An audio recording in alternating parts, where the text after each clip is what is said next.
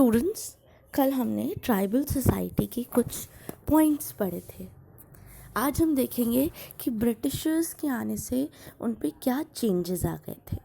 ठीक है, ब्रिटिशर्स जैसे ही आए थे वैसे उसमें कुछ कई सारे नेगेटिव चेंजेस आ गए थे ट्राइबल कम्युनिटीज़ में। वो क्या क्या थे, चलिए चेक करते हैं। सबसे पहला है लैंडलेस ट्राइबल्स। जैसे कि हमें पता है कि पहले ट्राइबल्स के पास लैंड हुआ करते थे। वो ऑफ कोर्स एक जगह से दूसरी जगह घूमते रहते थे, बट जो भी प्लेस पे वो जाते थे वो लैंड उनका हुआ करता था, पूरी ट्राइब का हुआ करता था। बट कंपनी के आने से उन कंपनी ने ज़बरदस्ती उनके ज़मीनों को ज़ब्त कर लिया और उनको लेबर बना के फोर्स किया कि जो क्रॉप्स हम कह रहे हैं, जो कैश क्रॉप्स हैं जिनसे पैसे मिलते हैं एक्सपोर्ट करने से, वो ग्रो करो। तो इसलिए क्या रिज़ल्ट हुआ कि वो लैंडलेस ट्राइबल्स बन गए। ठीक है, नेक्स्ट है हाई रेवेन्यू डिमांड। कुछ लोगों मीन्स सबसे पहले तो उन्होंने मोस्ट ऑफ द ट्राइबल से उनका लैंड छीन लिया। कुछ लोगों से जिनसे उन्होंने लैंड नहीं छीना, उनको अपना लैंड दे दिया कि आप इस पे कल्टीवेशन करो, जो करना है करो, बट इसके बदले में हमें रेवेन्यू दो, इसका टैक्स दो, जो कि बहुत ज़्यादा हाई था और स्ट्रिक्ट भी था। और जब ये अपना टैक्स नहीं पे कर पाते थे तो इनको इनके लैंड से हटा दिया जाता था। फिर नेक्स्ट है सेटल्ड एग्रीकल्चर। बच्चों, जो ब्रिटिशर्स थे उनको एक रेगुलर सोर्स ऑफ इनकम चाहिए था। ठीक है, लेकिन हमारे जो ट्राइबल सोसाइटीज़ थी वो क्या फॉलो करती थी, शिफ्टिंग एग्रीकल्चर। वो एक जगह से दूसरी जगह पे घूमती रहती थी एंड कल्टीवेट करती रहती थी। तो इस वजह से वो ना तो मॉनिटर कर पाते थे कि कहाँ पे कितना कल्टीवेशन हो रहा है। ठीक है, इस वजह से उन्होंने फोर्स किया ट्राइबल्स को कि वो सेटल्ड एग्रीकल्चर को प्रैक्टिस करें, मतलब एक जगह फिक्स कर ले, वहीं पे जो भी उन्हें उगाना है उगाएं एंड फिर उस लैंड का रेवेन्यू पे करें। इस पर ट्राइबल्स ने बहुत ज़्यादा प्रोटेस्ट किया कि हम ऐसा नहीं करेंगे, क्योंकि ना तो लैंड इतना ज़्यादा प्रोडक्टिव था, ना उसकी फर्टिलिटी जैसे हमें पता है कुछ ईयर्स के बाद, कुछ टाइम के बाद कम हो जाती है। नेक्स्ट है changes in the forest law. अब जो फॉरेस्ट लॉज थे उसमें कई सारे चेंजेस आ गए। किसने चेंज किया, ब्रिटिश कंपनी जो आई थी, ईस्ट इंडिया कंपनी, उसने फॉरेस्ट को स्टेट प्रॉपर्टी डिक्लेयर कर दिया। मतलब जो भी फॉरेस्ट है ऑल ओवर इंडिया वो स्टेट यानी कंपनी की, गवर्नमेंट की प्रॉपर्टी है। अब इसमें फॉरेस्ट प्रोड्यूस को कलेक्ट करने पे रिस्ट्रिक्शंस लग गए। शिफ्टिंग एग्रीकल्चर नहीं प्रैक्टिस कर सकते, आप ट्रीज़ नहीं कट कर सकते, हंटिंग को उन्होंने मना कर दिया।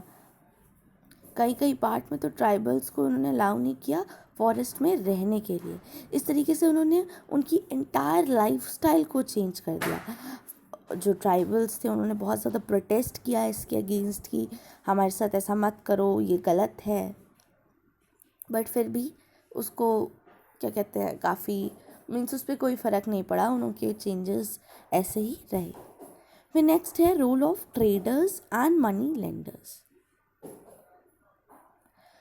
अभी तक हमने देखा जो भी उन्होंने मेजर्स उठाए, लैंडलेस कर दिया, उनसे हाई रेवेन्यू की डिमांड की, सेटल्ड एग्रीकल्चर बोला, फॉरेस्ट लॉज में चेंजेस किए, उनको कुछ भी उन्हीं का फॉरेस्ट जहाँ पे वो रहते हैं इतने सालों से वहाँ से उनको चीज़ें कलेक्ट नहीं करने दी। इसके अलावा उनकी इकोनॉमिक कंडीशन और ख़राब हो गई जब ट्रेडर्स और मनी लेंडर्स आए, क्योंकि वो बेचारे सीधे साधे ट्राइबल्स थे, उनको traders and money lenders cheat किया करते थे एंड काफ़ी ज़्यादा हाई प्राइसेस उनसे डिमांड करते थे। वो उनसे छोटे टर्म के लिए लोन्स लिया करते थे एंड वो उनसे इंटरेस्ट रेट बहुत ज़्यादा मांगा करते थे जो मनी लेंडर्स थे। सो इससे क्या होता था कि वो एक साइकिल ऑफ डेब्ट, मतलब काफ़ी कर्जे में आ जाते थे ट्राइबल्स। फिर नेक्स्ट है ट्राइबल चीफ। बच्चों, पहले जब ब्रिटिश नहीं थे तब ट्राइबल चीफ जो भी हुआ करता था उसकी काफ़ी पावर हुआ करती थी और ट्राइबल चीफ और जो ब्रिटिशर्स के आने के बाद ट्राइबल चीफ की हालत बहुत ख़राब हो गई, उसकी कोई इम्पोर्टेंस नहीं रही जैसे पहली थी, वो बस एक ब्रिटिश का एजेंट बन के रह गया।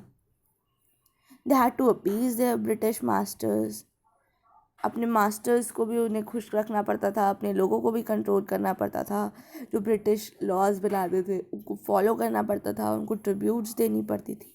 इससे जो ट्राइबल्स हैं उनको और ज़्यादा वो इन्फ्यूरेटेड हो गए। अब इन्फ्यूरेटेड हो गए, गुस्सा आने लगी इतने ज़्यादा, अब ज़्यादती करोगे किसी के साथ तो उससे गुस्सा आएगी, तो काफ़ी रिवॉल्ट्स हुए। ट्राइबल रिवॉल्ट्स थे अगेंस्ट द ब्रिटिश ऑफिशियल्स। इसमें हम कुछ कुछ इम्पॉर्टेंट रिवॉल्ट्स के नाम देखते हैं। The Kol rebellion in 1831 and 32, Santhal rebellion 1855, ये मेजर रिबेलियंस थे। द ओराउंस, हमने देखा था ना वो एग्जाम्पल्स जब हमने ट्राइबल्स के देखे थे, तो ओराउंस थे अंडर द लीडरशिप ऑफ जात्रा ओराव, इसने भी रिबेलियन किया था। The most wide spread and long spread protest was of the Mundas, जो मुंडास थे उनका क्या था, ये सबसे ज़्यादा पावरफुल रिवॉल्ट था, ये छोटा नागपुर रीजन में कंसंट्रेटेड था। एंड बिरसा मुंडा, काफ़ी बच्चों फोक टेल्स अगर आप पढ़ोगे तो उसमें बिरसा मुंडा जो उनका लीडर था उसके बारे में सुन सकते हो आप। द उलगालू और the great tumult as it came to be called, aimed at driving out British and their agents and establishing मुंडा राज। तो इनका जो रिवॉल्ट था उसकी मेन हाईलाइट क्या थी, क्या मेन उनका रीज़न था कि हमें ब्रिटिशर्स को निकालना है एंड अपना मुंडा राज इस्टेब्लिश करना है। बिरसा मुंडा चाहता था कि जो भी पहले उसका गोल्डन एज था, जो भी पहले का टाइम था जब ब्रिटिश नहीं थे, वो वापस आ जाए, उसको अपने लोगों को हर तरीके से फ्री कराना था। तो उसने मूवमेंट लॉन्च किया, ये एक सोशल मूवमेंट भी था और काफ़ी रिफॉर्म्स लाने की उसने कोशिश की। इसके अलावा न केवल ब्रिटिशर्स के अगेंस्ट बट और जो सोशल ईवल्स थे जैसे drinking liquor, animal sacrifices, worshipping evil spirit, तो ये सारी चीज़ें जो बुरी थी उनको भी उसने कोशिश की बंद कराने की। इसके साथ ब्रिटिश ने इस रिवॉल्ट को बहुत बुरी तरीके से सप्रेस किया। 1895 में उन्होंने बिरसा को अरेस्ट कर लिया एंड उसे जेल में बंद कर दिया, जल्दी उसकी मौत हो गई। एंड उसके बाद काफ़ी मूवमेंट इधर उधर हो गया, कंप्लीट अच्छे से नहीं हो पाया, भले ही थोड़े थोड़े प्रोटेस्ट होते रहे बट इतना स्ट्रॉन्ग प्रोटेस्ट कहीं नहीं हुआ। तो ये आपका चैप्टर था। Thank you children.